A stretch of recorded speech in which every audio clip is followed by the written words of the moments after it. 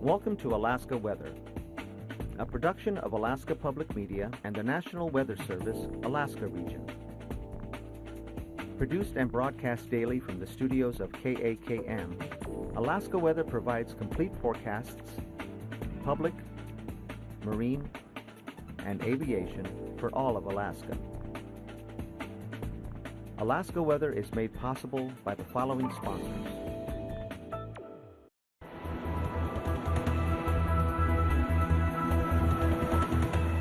The National Weather Service.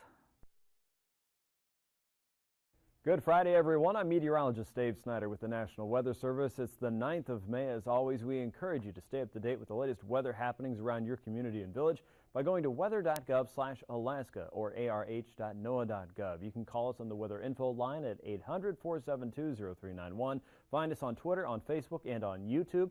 And a new entry into the YouTube world, NWS Fairbanks. If you go to YouTube and search for NWS Fairbanks, bookmark that page. You'll now be finding the Alaska statewide weather broadcast, the briefing in the afternoon that gives you that map view that you like to hear about, all the different happenings around Alaska, kind of a sneak peek of what we do here on this show. And you can get that information now through National Weather Service Fairbanks as well. Here's what's going on around the state. In South Central, fire concerns are going to continue through the weekend. It looks like red flag warnings out right now for the Copper River Basin and areas generally west of the Alaska Range, the west-facing slopes there in the valleys. That will include areas generally north of Lake Iliamna, and a fire weather watch out for parts of the Susitna Valley for tomorrow. So a lot of things are beginning to shape up in relatively dry part of the season. Some wind concerns there and low relative humidity, all shaping up for fire weather concerns and dangers that are present right now and maybe back again tomorrow and through the rest of the weekend. So keep that in mind. Whether you're a visitor or a resident of Alaska, it's always a good time to be fire wise. And if you don't know what you can do to protect your property and your area around your residence and your village and community, it's always a good time to go online and check out firewise.org to learn more about how to protect your area. And again, be extra careful if you're burning and probably checking in with community leaders before you start to do that as we head into the next several hours and dry weekend that's expected around the region. Okay, now as we go into the next several days here, it looks like dry conditions will prevail thanks to high pressure sitting right on top of central and western parts of Alaska. And if my good buddy Sean there in the control room can give a little bit of a nudge to the graphics machine, we'll go on to the next graphic here because it doesn't seem like that's going to happen on its own tonight. But here's the general weather situation. High pressure is in charge of the central and western parts of Alaska at this point, with one small exception. Out around Nome, it looks like areas of snow and fog have been just kind of grazing the western parts of the Seward Peninsula, but that overrunning has been bringing in some pretty dense areas of fog to the southern tip of the Seward Peninsula earlier this afternoon. We were noticing the frontal boundary just off to the west of the Bering Strait, and as that was slowly working its way eastward, high pressure was chewing into that, more or less just eroding that leading edge of colder air, and that's going to make it very difficult for the remainder of the weekend to get any colder out across the west. In fact, a lot of that will be kind of shunted off to the north and northwest. As you've been keeping track of the weather for the last several days, we've been talking about high pressure building in across southwest and the interior. As a result of that, a lot of things have been warming up across the Yukon, and breakup has pretty much been a mush out across the region. So very good news there. If you didn't hear yesterday, the ice went out at Bishop Rock. So Galena, things looking pretty good for you. Not a repeat of what we saw around 2013.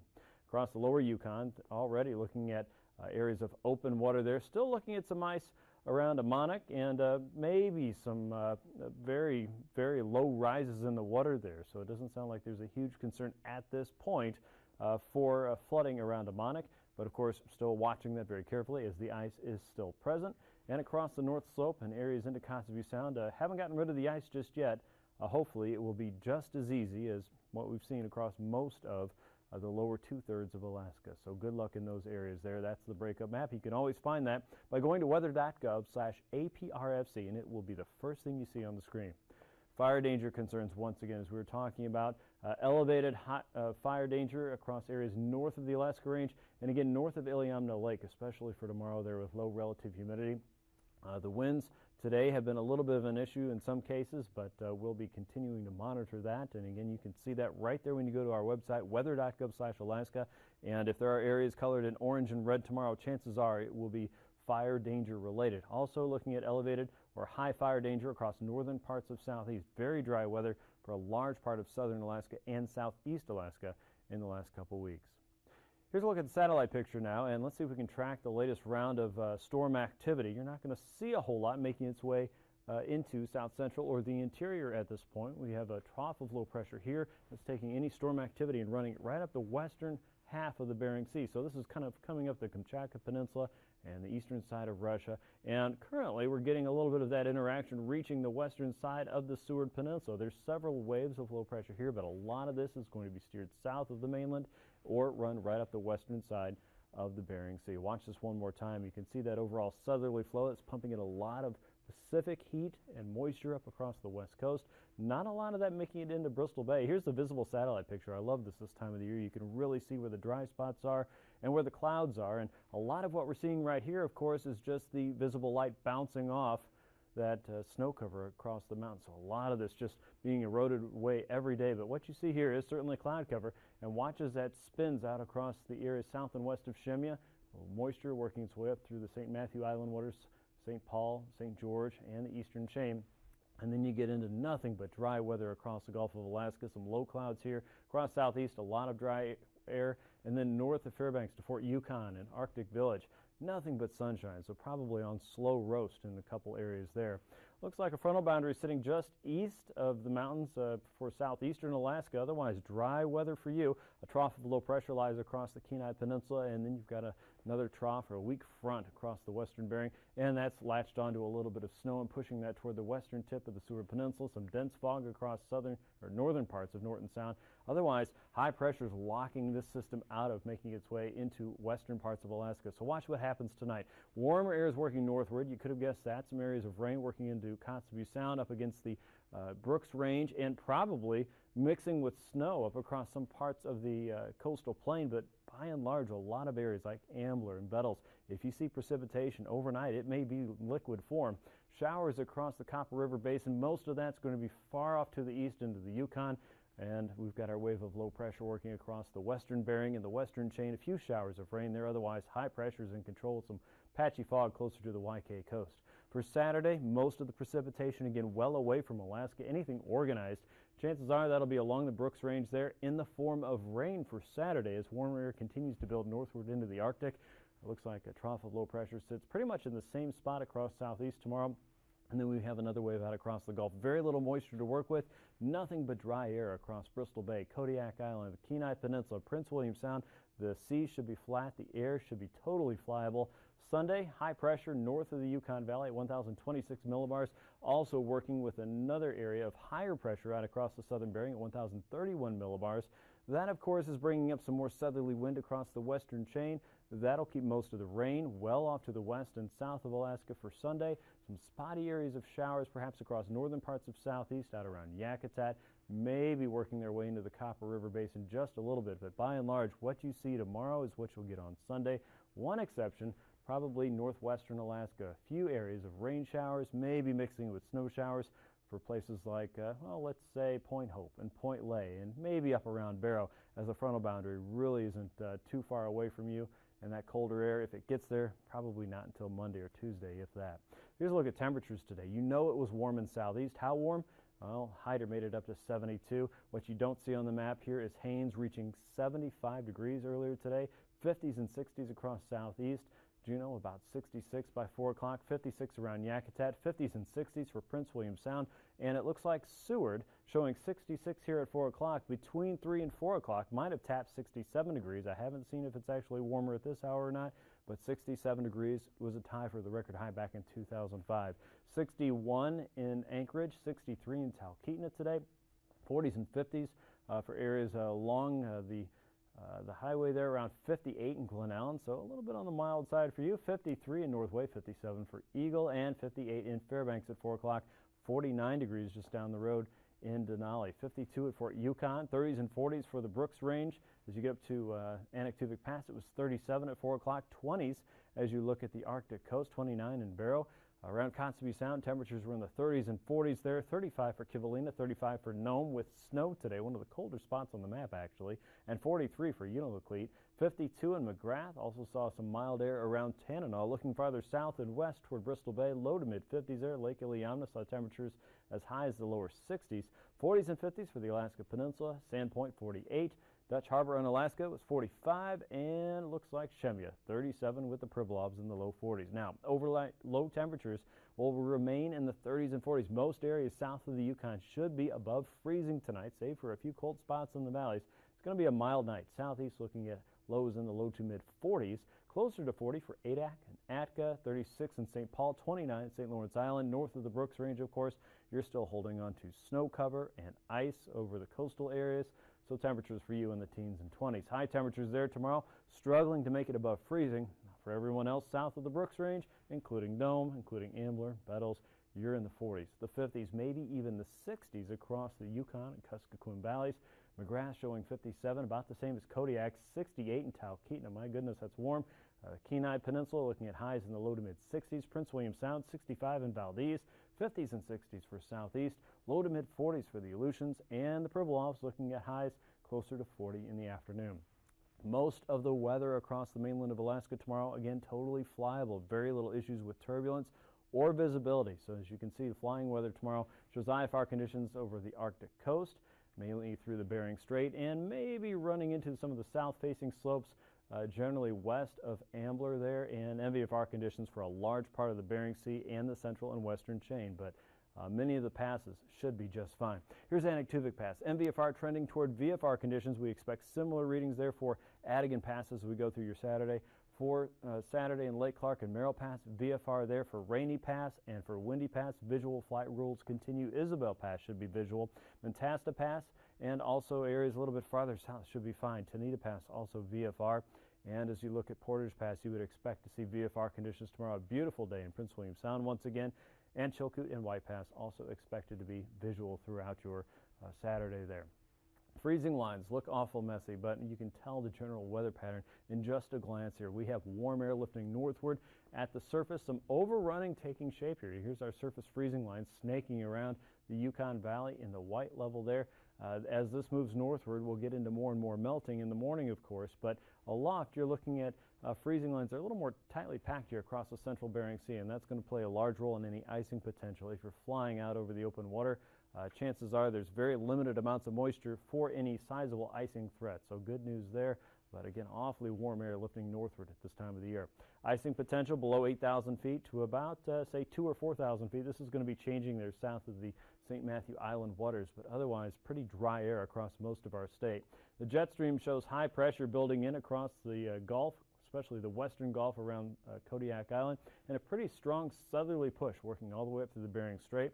We have a little bit of a cutoff low across British Columbia and the northwestern territories, a trough across Pacific Northwest, and another trough well south of our ridge. This is where most of the active weather is going to be, and honestly, this already looks like a little bit of that El Nino pattern, an El Nino watch issued from the Climate Prediction Center in Asheville, North Carolina, talking about some of the longer-term possibilities there for our climate pattern as we head into the summer, fall, and the winter there, if it sticks around that long or forms at all.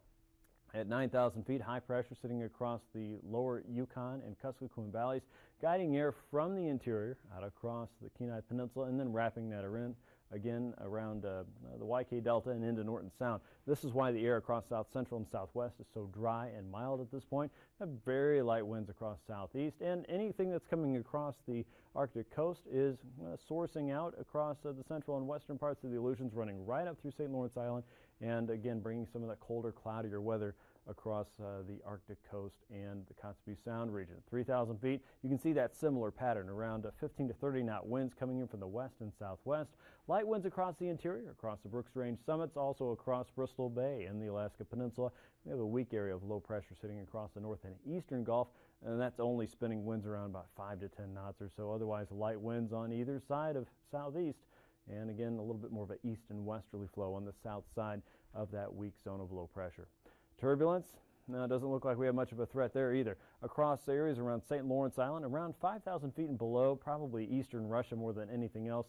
Again, you might run into some light to isolated moderate chop. There doesn't look like there's anything terribly significant to zero in on for any major turbulence threat. One exception might be around Attu and Shemya, perhaps out to Kiska. Below 5,000 feet there, you could run into some light to isolated moderate turbulence throughout your Saturday. Other than that, Saturday looks like a wonderful day to fly just about anywhere in Alaska, so enjoy it, do it safely, and we'll have your marine weather forecast for you here in just a few minutes. Stay tuned.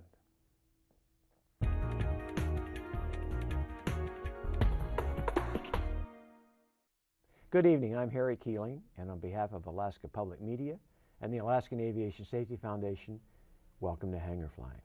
This evening we're going to welcome back Travis Klump. Travis is the Director of Flight Operations for Cirrus Aircraft. He's a CFII, experienced aircraft operator, and is involved with a company that's really got some unique and forward-thinking ideas on safety. Last time we talked a little bit about the Cirrus aircraft and the parachute, and I kind of want to pick it up there. Travis, welcome back. It's a pleasure to be back, Harry. Travis, you talked about last time about the amazing safety record of the people who had deployed the parachute within the operating parameters. But there's another side to that story I think that you guys had to face, and that was how do you train people to use it? Because I think early on a lot of people weren't deploying it when they should have and could have saved their life. Can you talk about that? Absolutely, and you're absolutely correct, Harry. It's a common misconception that Cirrus pilots are deploying these parachutes and in needless situations when they shouldn't, but it actually is quite the opposite. We find that over 2/3 of our fatal accidents could have been prevented if the pilot would have simply used the parachute in time. And we looked at our accidents and we looked at our pilots in the simulators when we practiced with them, and we also looked to the military because they faced a similar issue when ejection seats were first introduced in fighters, and that the fighter pilots were waiting too long to make the decision to eject, and in the Cirrus waiting too long to make the decision to use the parachute. So we found a number of issues that we had to face with pilots. Some pilots just simply didn't believe that you need a parachute on an airplane. They think, I should be able to handle everything that is thrown at me. To the other side of the spectrum, where pilots simply even forget that it's even an option because they didn't learn to fly in an aircraft that had a parachute. So we decided we needed to really train differently for it. Speaking about training, you in Cirrus Aircraft has got what I think is pretty unique, but it's certainly admirable, and that is the training program that you give new owners. Can you talk about that? Certainly. For every owner that picks up a new Cirrus aircraft, we provide complimentary transition training for that owner and their partners or spouses if they like as well. The current program is 3 days, and so we take the existing skill set that the pilot has flying other aircraft, and we apply that to this new aircraft and really teach the owner how to get the best out of that aircraft and use the most capability that the aircraft has to offer from day one. So with my limited experience, one flight in the airplane, I found it to be very true. I really liked the feel for it. First time I ever used a side, what do you call it, side yoke? Side yoke, yep. Yeah, controller, but I found very easy to get used to. And I really enjoyed flying it, and I would suspect that your training program probably looks at two things. One is how to handle the airplane. It's a low-wing, pretty high-performance airplane, plus the glass cockpit. Any thoughts there? You're absolutely right. We start off focusing on aircraft handling, making sure that the pilot can successfully take off, climb, all the maneuvers, and of course land the aircraft successfully in all conditions. And then we really start to focus on using the avionics to their fullest capability. And there's a lot of avionics there. It rivals a very modern airliner cockpit. So there's a lot of training that has to go on there so that the pilot can successfully use this airplane to fly missions of up to 1,000 nautical miles in all sorts of weather and terrain. So we want to make sure the pilot has a very good understanding of how to use those avionics and how to use the autoflight system of the aircraft. Well, I was certainly impressed. It's a beautiful cockpit, very comfortable airplane, and it flies very, very nicely. I didn't think to actually, I was kind of amazed by the flight path marker, which I'm used to in other airplanes. But I didn't ask this question because I didn't think of it, but the flight path marker that I'm used to actually was on a HUD. Is there any way you can use that in conjunction with an instrument approach? Do you actually get a visual of the runway? You absolutely do. So we didn't get a chance to do it, but you saw our flight path marker, and we also have the highway in the sky flight path boxes. And on an instrument, on ILS, for example, those boxes will follow the glide slope and localizer all the way down to the runway. And in the synthetic vision, you'll actually see a depiction of the runway on the primary flight display. And it's very easy to fly that way. I've actually, in our simulators, I've taken brand new private pilots and had them fly in ILS using this, and they'll fly it to ATP standards without any instrument training. That's great. We've run out of time. Again, I want to ask one more question because I'm fascinated by this. In 20 or 30 seconds, talk about the interaction with the CFI program every 6 months. Yeah, so we have a network of standardized Cirrus instructor pilots. We call them CSIPs, and there's about 400 of them throughout the world. And we really encourage all of our Cirrus pilots to go visit one of those instructors on a recurring basis, and we do it every 6 months at Cirrus, and we encourage our our customers to do the same, because we've certainly realized that regular interaction with flight instructors really pays off in terms of safety. Well, Travis, thank you for being on the program, and my hat's off to you and to Cirrus Aircraft for the forward-thinking ideas that you have and have implemented for aviation safety. Thanks. Thank you. Ladies and gentlemen, I hope you enjoyed tonight's program. If you get a chance to look at the Cirrus aircraft or even to fly it, I think you'll really enjoy it. It's really a great machine. Until next week, fly safe.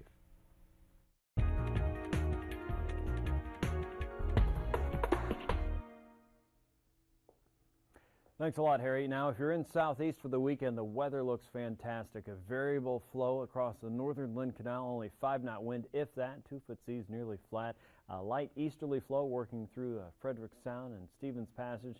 10-knot winds with a 2-foot sea, about the same there, coming in from the south across the Clarence and Chatham Straits. More of an onshore flow, though pretty light up and down the coast from Gustavus all the way down to the Dixon entrance. 4 to 5-foot seas there, and more of a variable and very light flow around Icy Cape to Cape Fairweather, including areas around Yakutat. That becomes more of a northwesterly flow on Sunday. Winds become variable and very light again south of Gustavus to the Dixon entrance. Light southeasterly flow across some of the southern inner waterways. Variable flow as you get into the midsections there, and more of a northwesterly flow across the Lynn Canal. Again, only 10 knots and a 2-foot sea. Could you ask for better weather there under sunshine? Enjoy your weekend if you're in Southeast. Across South Central, a northerly flow in Prince William Sound. Some higher gusts coming out of the Copper River Basin as you would expect. Watch for some of that. Otherwise, northerly flow offshore, 4-foot seas, becoming 5-foot seas the farther west you go toward Resurrection Bay. Seward's looking at light northerlies. Northwesterlies coming across the Barren Islands from 20 knots to 25 knots as you get out into the Gulf. Also looking at 25-knot winds from the north and west out of Kodiak, a 7-foot sea. Shelikof Strait winds are a little bit lower at 15 knots. Cook Inlet about 15 to 25 knots on Saturday with 3 to 4-foot seas. Watch what happens on Sunday. Winds become variable and considerably lighter. Higher gusts are still an issue there, but again, the wind should be dying off a little bit more. An easterly flow coming into the Barren Islands now with a 15-knot wind, 4-foot sea. Northeasterlies on the east side of Kodiak Island, on the west side in the Strait. Look for a 20-knot wind from the north and east with a 5-foot sea. Otherwise, variable winds west of the Barrens, looking at 2-foot seas there, and northwesterlies across the central and northern parts of Cook Inlet. 2 to maybe 3-foot seas in some areas. Other than that, Sunday looks a lot better than Saturday. Across Bristol Bay on Saturday, a northwesterly wind, 10 knots, about 3-foot seas there. Northerlies around Castle Cape. Westward, that becomes a little bit more northeasterly with a 3-foot sea in the North Pacific. Northeasterlies north of Cold Bay with a 5-foot sea. By Saturday, the winds really don't change too much for their speed, 15 knots in all areas.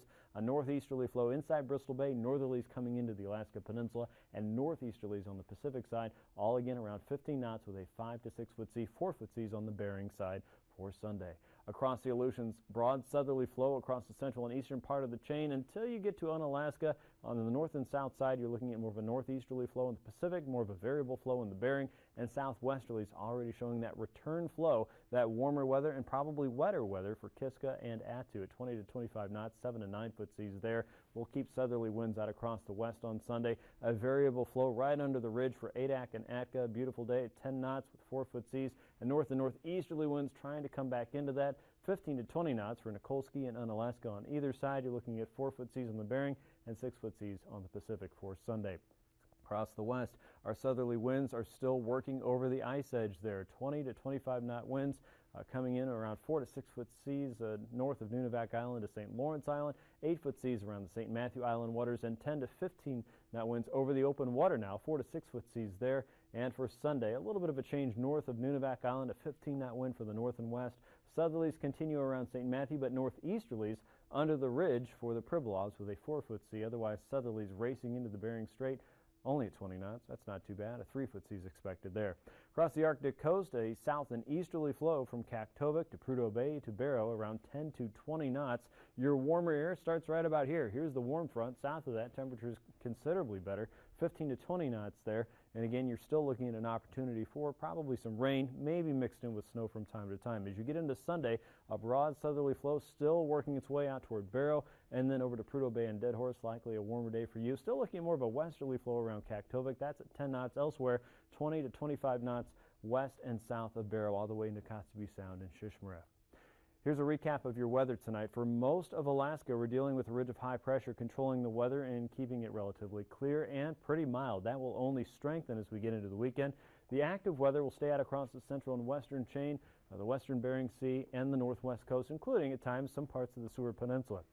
Southeast, you're looking at fairly dry weather. A few showers may clip in from the Yukon and British Columbia, but most areas will not experience any wet weather here across the eastern interior or southeast for that matter until maybe Sunday. For Saturday, look for a chance for some rain showers across some of the northern villages, including Ambler and Bettles and the Brooks Range communities. And across the west, high pressures trying to keep the next wave of low pressure from making it any closer to the coast, and for the most part, it does a good job. For southeast, a few areas of showers developing around Yakutat and northern parts of southeast, perhaps by Sunday. Otherwise, high and dry for most of the 49th. Enjoy your weekend. Thanks for watching. These forecasts are to be used for planning purposes only.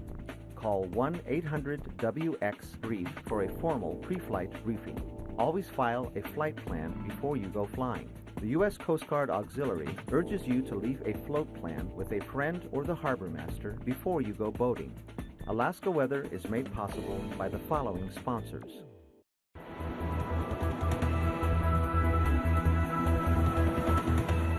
The National Weather Service.